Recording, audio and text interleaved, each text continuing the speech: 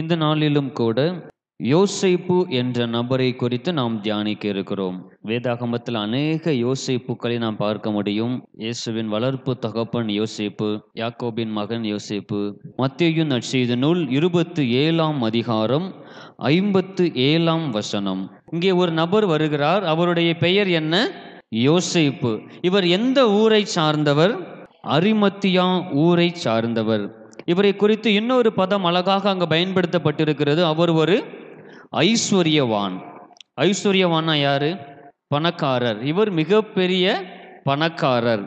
இவர் என்ன வேலை செஞ்சார் அப்படின்னா, தற்போது பிரிட்டிஷ் நாடாக இருக்கிற அந்த நாட்டிலே ஒரு மிகப்பெரிய சுரங்க தொழில் செய்கிறவர் தான் இந்த யோசேப்பு. ஒரு சுரங்க தொழிற்சாலைக்கு அதிகாரி. அந்த சுரங்க தொழிற்சாலையினுடைய உரிமையாளர் யாரு? இந்த யோசேப்பு. அந்த சுரங்க தொழிற்சாலை மூலமாக இவருக்கு அநேக வருமானங்கள் கிடைத்து வந்தது. அதனால தான் இங்கே வாசிக்கிறோம், இவர் யாரு? ஒரு ஐஸ்வர்யவான். இன்னொரு வார்த்தை இவரை குறித்து அங்கே எழுதப்பட்டிருக்கிறது, இவர் இயேசு கிறிஸ்துவின் சீசன். இதை யோவான் நற்செய்தியாளர் இன்னும் அழகாக சொல்லுகிறார். ஒருவர் வாசியுங்கள். யோவான் நற்செய்தி நூல் 19ஆம் அதிகாரம் 38ஆம் வசனம். இங்கே வாசிக்கிறோம். யோவான் ஒரு காரியத்தை இங்கே குறிப்பிடுகிறார். இந்த யோசேப்பு யாராம்? இயேசு கிறிஸ்துவின் அந்தரங்க சீசன். அந்தரங்க சீசன்னா என்ன நினைக்கிறீங்க நீங்க? மறைமுகமான சீசன். இயேசு கிறிஸ்துவுக்கு அநேக சீசர்கள் இருந்தார்கள். வெளிப்படையா எத்தனை சீசர்கள் இருந்தார்கள்? 12 சீசர்கள் இருந்தார்கள். இந்த மறைமுக சீசர்களுக்கும் வெளிப்படையாய் செயல்பட்ட சீசர்கள் அல்லது அப்போஸ்தலர்களுக்கும் என்ன வித்தியாசம்னு சொன்னா, இந்த 12 அப்போஸ்தலர்களும் ஆண்டவரோடு கூட பயணித்தவர்கள். தங்களுடைய சொந்த வேலையை விட்டு, தங்களுடைய சொந்த குடும்பத்தை விட்டு ஆண்டவரை பின்பற்றியவர்கள் தான் யாரு? இந்த 12 சீசர்கள். இப்ப உதாரணத்துக்கு பார்த்தோம்னு சொன்னா, மத்தேயு ஒரு ஆயக்காரன். அந்த ஆயக்கார வேலையை விட்டுட்டு தான் என்ன செஞ்சாரு? ஆண்டவரை அவர் பின்பற்றினார். பேதுருவை பார்க்கிறோம். பேதுரு ஒரு திருமணமான ஒரு நபர். பேதுரு ஒரு மீனவர், மீன்பிடி தொழில் செய்கிறவர். எல்லாவற்றையும் விட்டு என்ன செஞ்சாரு? அவரை ஆண்டவரை பின்பற்றும்படியாக வந்தார். இப்படி தங்களுடைய சொந்த வேலைகளை விட்டு முழு நேரமாக ஆண்டவருக்கு ஊழியம் செய்யும்படியாக வந்தவர்கள் தான் இந்த 12 சீசர்கள். அதுபோக இன்னும் அநேக சீசர்கள் இருந்தாங்க. அவங்க என்ன செய்வாங்க? தங்களுடைய சொந்த வேலைகளையும் செய்து கொண்டு ஆண்டவருக்கும் பணிவிடை செய்து வந்தார்கள். மார்த்தாள், மரியாள், லாசரு, இவங்க 3 பேருமே யாருன்னு சொன்னா ஆண்டவருடைய மறைமுக சீசர்கள். இன்னும் அநேகர் இருக்கிறாங்க. அப்போஸ்தலர் 1ஆம் அதிகாரம் 15ஆம் வசனம் ஒருவர் வாசியுங்கள். எத்தனை பேர் கூடி இருந்தார்களாம்? 120 பேர். இந்த 120 பேரும் பேதுரு ஊழியம் செய்ததன் மூலமாகவோ, இல்லை யோவான் ஊழியம் செய்ததன் மூலமாகவோ, அப்போஸ்தலர்கள் ஊழியம் செய்ததன் மூலமாகவோ கூடி வந்தவர்கள் அல்ல. இவர்கள் எல்லோரும் இயேசு கிறிஸ்து ஊழியம் செய்த பொழுது அவரால் ஈர்க்கப்பட்டு அவருடைய கொள்கைகளை பின்பற்றினவர்கள் தான் இந்த 120 பேர். ஆண்டவராகிய இயேசு கிறிஸ்து பரமேறி செல்லும் பொழுது அங்கே ஒரு 500க்கும் மேற்பட்ட ஜனங்கள் கூடி இருந்ததாக சரித்திர ஆராய்ச்சியாளர்கள் சொல்லுகிறார்கள். இவங்கெல்லாம் யாருன்னு சொன்னா ஆண்டவருடைய மறைமுக சீசர்கள். ஒரு இடத்துல வாசிக்கலாம், ஆண்டவர் ஒரு தேவாலயத்தில் பிரசங்கித்து கொண்டிருந்த போது அங்க உள்ளவங்கலாம் சொல்றாங்க, இவன் என்ன செய்யணும்? கொலை செய்யணும் அப்படின்னு சொல்லிட்டு ஒரு மேடான ஒரு பகுதிக்கு அழைத்து செல்றாங்க. அங்க வாசிக்கிறோம், ஆண்டவர் அங்கே இருந்து மறைந்து போனார்ன்னு இருக்கும். ஆண்டவர் மேஜிக் மேனா? திடீர்னு அவரால் மறைய முடியுமா? அங்க என்ன நடந்தது அப்படின்னு சொன்னா, அங்கே உள்ள மறைமுக சீசர்கள் இவங்ககிட்ட இருந்து என்ன செஞ்சுட்டாங்க? அந்த யார் கொலை செய்யணும்னு துடிக்கிறாங்களோ அவங்ககிட்ட இருந்து ஆண்டவரை பாதுகாத்து என்ன செஞ்சுட்டாங்க? கூட்டு போயிட்டாங்க. இப்படி அநேக மறைமுக சீசர்கள் ஆண்டவருக்கு தொண்டு செய்து வந்தார்கள். அப்படி ஆண்டவருக்கு மறைமுக சீசர்களா இருந்தவர்கள் ஒருவர் தான் யாரு? இந்த அரிமத்திய ஊரானாகிய யோசேப்பு. இந்த யோசேப்புக்கு ஆண்டவரோடு கூட பயணிக்கணும், அவருடைய வார்த்தைகளை கேட்கணும், நானும் அந்த அப்போஸ்தலர்ல ஒருத்தனா மாறணும்னு ரொம்ப இவருக்கு ஆசை. ஆனா இவரால் முடியல. காரணம் என்ன அப்படின்னு சொன்னா, ஒருவர் வாசியுங்கள். மார்க்கு நற்செய்தி நூல் 15ஆம் அதிகாரம் 43ஆம் வசனம். கர்த்தருடைய ராஜ்யம் வரும்படியாக காத்திருந்தவன் இந்த யோசேப்பு, அதாவது எங்களை மீட்கக்கூடிய ராஜா எப்பொழுது வருவார், எங்களை பாதுகாக்கக்கூடிய மேசியா எப்போது வருவார் என்று ஆண்டவரை எதிர்பார்த்து காத்து கொண்டிருந்தவர் தான் இந்த யோசேப்பு. முதலாவது அங்கு அழகாக பயன்படுத்தப்பட்டிருக்கு. மார்க் 15:41 அவர் யாராம்? கனம் பொருந்திய ஆலோசனைக்காரன். இஸ்ரவேல் தேசத்துல ஆலோசனை சங்கம் என்ற ஒரு சங்கம் இருந்தது. சனகரிப் சங்கம் அப்படின்னு சொல்லுவாங்க. இந்த சங்கத்துல எந்த காரியம் தீர்மானிக்கப்படுதோ அந்த காரியத்தை அந்த நாட்டில் இருக்க எல்லா ஜனங்களும் கேட்டுத்தான் ஆக வேண்டும். இப்ப நம்ம நாட்டில் ஒரு புதியதாக ஒரு சட்டம் இயற்றுறாங்கன்னா என்ன செய்வாங்க? அநேக அமைச்சர்கள் ஒன்று கூடி அதை வாதிடுவாங்க. சட்டப்பேரவையில் உட்காந்து என்ன செய்வாங்க? எல்லாரும் அதை குறித்து பேசுவாங்க. இந்த சட்டம் நல்லதா, மக்களுக்கு பயனுள்ளதா, இது போன்ற காரியங்கள் வாதிட்ட பின்னாடி தான் அது மக்களுக்கு என்ன செய்யும்? பயன்பாட்டுக்கு வரும். இப்ப தமிழ்நாட்டை ஒரு முதலமைச்சர் ஆளுகிறாருன்னு சொன்னா அந்த முதலமைச்சர் நினைச்ச உடனே என்ன செய்ய முடியாது? எந்த ஒரு காரியத்தையும் செஞ்சிட முடியாது. அதற்கென்று ஒரு ஆலோசனை குழு இருக்கும். அந்த ஆலோசனை குழு என்ன தீர்மானிக்குதோ அதைத்தான் அவர்கள் செயல்படுத்த முடியும். அதே போல இஸ்ரவேல் தேசத்துல ஒரு ஆலோசனை குழு இருந்தது. அதற்கு பேர் என்னது? சனகரிப் சங்கம். இந்த சங்கத்துல எத்தனை பேர் உறுப்பினரா இருப்பாங்க அப்படின்னா 71 பேர் உறுப்பினரா இருப்பாங்க. இதுல யார் யார் இருப்பாங்க அப்படின்னா பிரதான ஆசாரியர், வேதபாரகர், பரிசேயர், சதுசேயர், இன்னும் அநேக தொழில் அதிபர்கள் இதுல உறுப்பினரா இருப்பாங்க. இவங்க கூடி என்ன ஆலோசனை பண்றாங்களோ அதுதான் அந்த நாட்டில் சட்டமாய் இயற்றப்படும். இந்த ஆலோசனை சங்கம் அவ்வளவு முக்கியமான ஒரு ஆலோசனை சங்கமா இருந்தது. இந்த ஆலோசனை சங்கத்துல ஒரு உறுப்பினர் யாரு? யோசேப்பு. இந்த யோசேப்பு ஆண்டவரை வெளிப்படையாய் பின்பற்றினார் என்று சொன்னால் அவருக்கு அந்த ஆலோசனை சங்கத்துல அந்த உறுப்பினர் அப்படின்ற பதவி கிடைக்காது.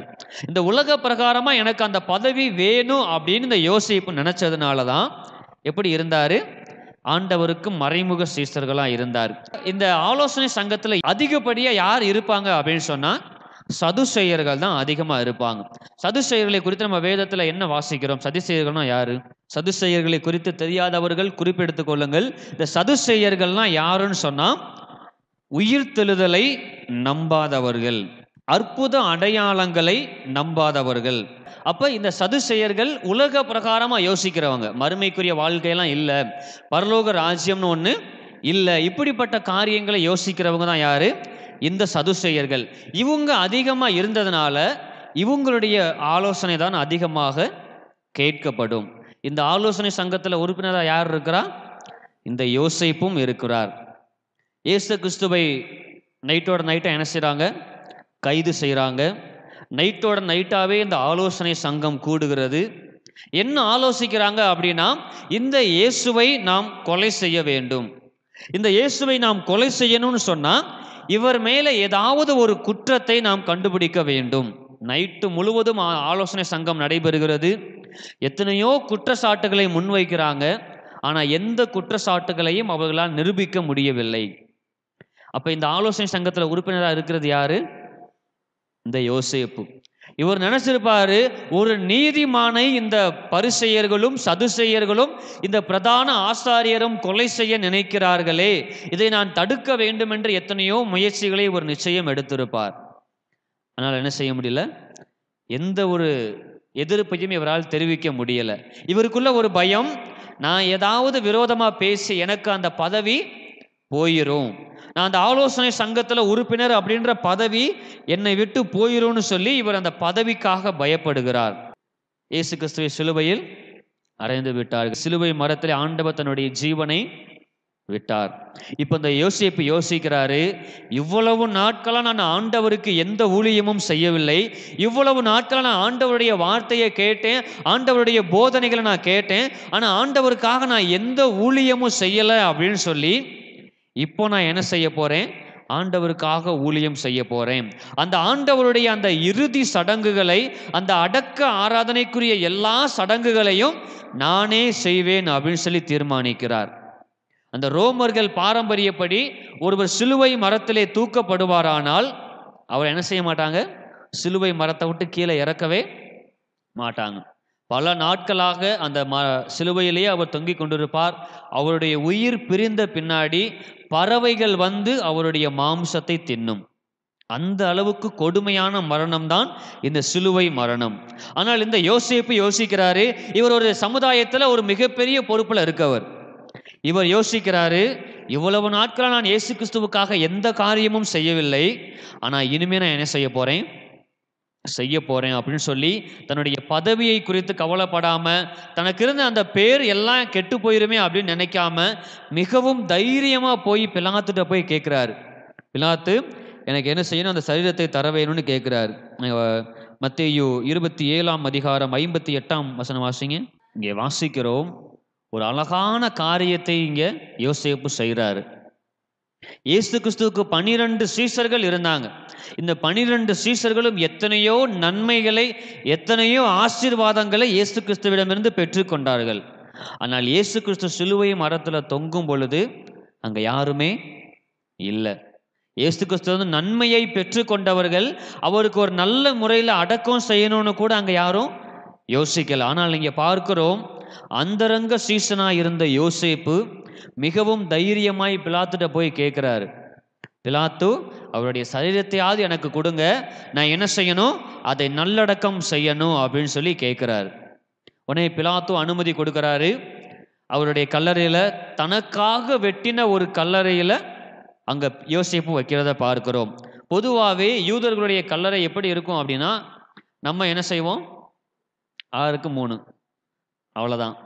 ஆனால் யூதர்களுடைய கல்லறை ஒரு மிகப்பெரிய வீடு போன்று இருக்கும். அதுக்குள்ள என்ன செய்யலாம், நிறைய பேர் போய் வரலாம். எதற்காக அப்படி அவங்க செய்வாங்க அப்படின்னா, முதல்ல ஒரு நபரை அதில் அடக்கம் பண்றாங்க அப்படின்னா, அந்த சரீரம் மக்கி போகணும் அப்படின்றதுக்காக எத்தனையோ சடங்குகளே அவங்க செய்வாங்க. அவர் மரித்து போனதுக்கு அப்புறம் அதே கல்லறையில் யாரை வைப்பாங்க, அவருடைய பிள்ளைய வைப்பாங்க. அதே கல்லறையில் அவருடைய பிள்ளைய வைப்பாங்க. நீங்க ராஜாக்கள் புஸ்தகத்தில் வாசித்தீங்கன்னா தெரியும், இந்த ராஜா மரித்தார், அந்த பிதாக்களுடைய கல்லறையிலே அடக்கம் பண்ணப்பட்டார். இந்த ராஜா மரித்தார், அவருடைய பிதாக்களுடைய கல்லறையிலே அடக்கம் பண்ணப்பட்டார்னு வாசிக்கிறோம். அப்போ ஒரு கல்லறையை அவங்க ரெடி பண்ணிட்டாங்கன்னா அதுதான் அவங்க தலைமுறைக்கு. இந்த யோசேப்பு பார்க்கிறோம், இவர் மிகப்பெரிய பணக்காரர். இவர் யோசிக்கிறாரு, எனக்குன்னு நான் என்ன செய்யணும், சொந்தமா ஒரு கல்லறை கட்டணும். எங்களுடைய தலைமுறை எங்க அடக்கம் பண்ணாங்களோ அங்க நான் என் சரீரம் இருக்கக்கூடாது. எனக்காக ஒரு புதிய கல்லறையை நான் கட்ட போறேன்னு சொல்லி மிக அதிகமான பணத்தை செலவழித்து ஒரு கல்லறையை அவர் கட்டுகிறார். இப்ப யோசிக்கிறாரு, எனக்காக நான் வெட்டின கல்லறை நான் யாரு கொடுக்க போறேன், ஆண்டவருக்காக கொடுக்க போகிறேன்னு சொல்லி ஆண்டவருடைய சரீரத்தை வைப்பதற்காக தன்னுடைய கல்லறையை திறந்து கொடுத்தார். இந்த யோசேப்பு செய்த முதல் ஊழியம் என்னன்னு சொன்னா, தன்னுடைய கல்லறையை, தனக்காக வைத்திருந்த ஒரு கல்லறையை ஆண்டவருக்காக திறந்து கொடுத்தார். அவர் யோசிச்சாரு, நான் இயேசு கிறிஸ்துவின் சரீரத்தை கேட்க போனேன்னா பிலாத்து எனக்கு கொடுக்க மாட்டாரு. பிலாத்து அப்படியே கொடுத்துட்டாலோ இந்த ஆலோசனை சங்கத்தில் இருக்கிறவங்க என்னை தடுத்துருவாங்க. இப்படி அநேக காரியங்கள் யோசிச்சாரு. ஆனால் அந்த அடக்குமுறை எல்லாமே நல்லபடியாய் முடிந்தது. ஆனால் எங்க அவருக்கு பிரச்சனை ஆரம்பிக்குது அப்படின்னா, கல்லறைக்குள்ள வச்சுட்டாரு. 3வது நாள் யாரை காணோம், இயேசு கிறிஸ்துவை காணவில்லை. அப்ப அங்க உள்ள பிரதான ஆசாரியர், வேத பாரகர், அந்த ஏரோது எல்லாருமே என்ன சொல்றாங்க அப்படின்னா, இந்த யோசேப்பு தான் இயேசுவின் சரீரத்தை திருடி விட்டான். மிகப்பெரிய குற்றச்சாட்டு இந்த யோசேப்புக்கு வருது. இவர் ஏதாவது தப்பு பண்ணாரா, ஏதாவது குற்றம் பண்ணாரா? ஆண்டவருக்கு நல்லது செய்யணும்னு நினைச்சாரு. தன்னுடைய முதலாவது ஊழியத்தை அவர் செய்யும் பொழுது அவருக்கு கிடைத்தது ஒரு மிகப்பெரிய குற்றவாளி என்கிற ஒரு பதவி. நம்மளும் ஆண்டவருக்காக அநேக ஊழியங்கள் செய்வோம். ஒரு சின்ன கஷ்டம் வந்துட்டா, ஆமா ஆமா ஊழியம் செஞ்சு என்ன செய்ய, கோயிலுக்கு போய் என்ன செய்ய. இந்த யோசேப்பு பாருங்க, மறைமுக சீசனா இருந்தார். எந்த நன்மையும் ஆண்டவருக்காக செய்யல. முதல்ல ஒரு நல்ல காரியம் செய்யறார். என்ன காரியம் செய்யறாரு, ஆண்டவருடைய சரீரத்தை வைப்பதற்காக ஒரு இடத்தை கொடுக்கிறார். அங்க பார்க்கிறோம், ஒரு மிகப்பெரிய அவப்பெயர் இவருக்கு கிடைக்குது. பின்னாட்களை பார்க்கிற சரித்திர ஆராய்ச்சியாளர்கள் சொல்றாங்க, இவர் என்ன செய்யறாங்கன்னா சிறையில் அடைச்சு அநேக துன்பப்படுத்துறாங்க. ஆனால் ஒரு நாள் ஆண்டவர் என்ன செய்யறாரு, அந்த பேதுருவை எப்படி சிறைச்சாலையில இருந்து வெளியே கூட்டிட்டு வந்தாரோ அதே போல இந்த யோசேப்பையும் வெளியே கூட்டிட்டு வர்றாரு. அப்படி வெளியே வந்ததுக்கு அப்புறம் இந்த யோசேப்பு என்ன செய்யல, ஊழியத்தை நிறுத்தல. நம்மளால என்ன செஞ்சிருப்போம், ஆண்டவருக்கு ஊழியம் செய்ய போய் இவ்வளோ சித்திரவதை எனக்கு கொடுத்துட்டாங்க, நம்ம என்ன செய்வோம், பின்வாங்கிடுவோம். ஆனால் அந்த யோசேப்பு என்ன செஞ்சாரு அப்படின்னு சொன்னால், அதுக்கப்புறம் ஆண்டவருடைய மறைமுக சீசர்கள் சொன்னோம்ல, மரியாள், மார்த்தாள், லாசரு, இன்னும் கூட மகதலேனா மரியாள், கிளையோப்பா மரியாள், இப்படி அநேக சீசர்களை ஒன்று சேர்த்து கொண்டு தான் சுரங்கச்சாலை வைத்திருந்த பிரிட்டிஷ் நாட்டுக்கு போறார். அங்க போய் ஆண்டவருடைய ஊழியத்தை செய்கிறார். பிரிட்டிஷ் நாட்டில இருந்து பிரான்சுக்கு போறாரு, பிரான்ஸ்ல இருந்து ஸ்பெயினுக்கு போறாரு. இப்படி 3 நாடுகளிலும் ஆண்டவராகிய இயேசு கிறிஸ்துவின் நற்செய்தியை அறிவித்தது யாருன்னு சொன்னா, இந்த அரிமத்தியா ஊரானாகிய யோசேப்பு. எந்தெந்த நாடு? British, France, Spain. இந்த 3 நாட்டில இருந்து தான் உலகம் முழுவதும் சுவிசேஷம் சென்றடைந்தது. நம்ம ஊருக்கு சுவிசேஷத்தை முதல் அறிவிக்க வந்தது யாருன்னு சொன்னா பிரிட்டிஷ்காரங்க தான். இப்படி அநேக இடங்களுக்கு சுவிசேஷம் பரவுவதற்கு ஒரு அடித்தளமா இருந்தவர் யார்? இந்த அரிமத்தியா ஊரானாகிய யோசேப்பு.